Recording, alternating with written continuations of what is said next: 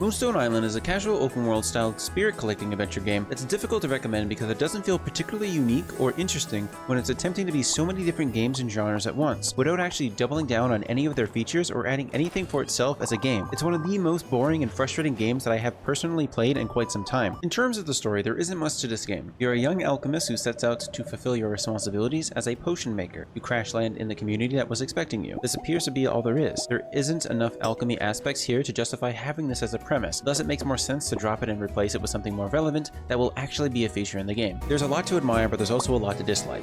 First and foremost, the pixel visuals are excellent, reminding me of The Legend of Zelda in terms of how the flight and entering dungeons seem through their motions, not to mention the outfit you wear is similar, while certain features like the game's soundtrack, such as walking on marsh dirt or flying around on a glider, become incredibly noisy and irritating when there's just so much silence for hours at a time, since the game deems that the music isn't significant enough to be played during these periods. The main issues here isn't that different games and genres are crammed into one, but that the gameplay itself lacks any direction, reward, or achievement. You're being plagued on a daily basis with new chores, and if you don't do them, you'll quickly run into trouble because progression is heavily dependent on them. Even a basic feature like planting trees is missing from this game, making it feel empty and shallow when all you want to do is create and build the way you want on your islands. Because of the importance of questing and completing them as quickly as possible, and before becoming overwhelmed with other quests, the gameplay quite literally tries to force you not to investigate any of the other higher level locations, since while you can't fight or tame any monsters, you also don't really get anything from the exploration, even if you do manage to sneak in some treasures. So simply complete your objectives, travel around and gather the necessary spirits or supplies, and then complete that quest to unlock a new feature.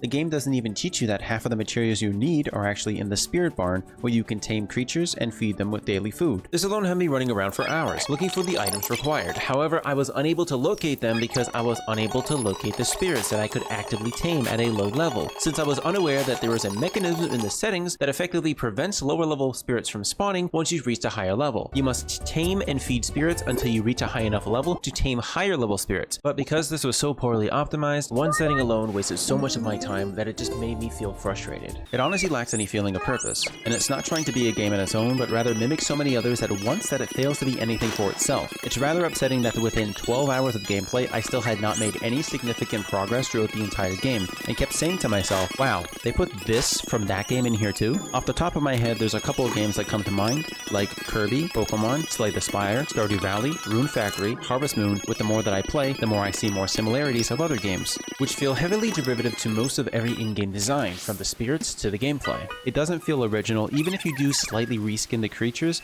it's just being ripped from another game entirely. Not to mention the game's numerous flaws and glitches, which range from crashing to the game speeding up after loading in a file, and full computer freezes and more. It's just not where it needs to be.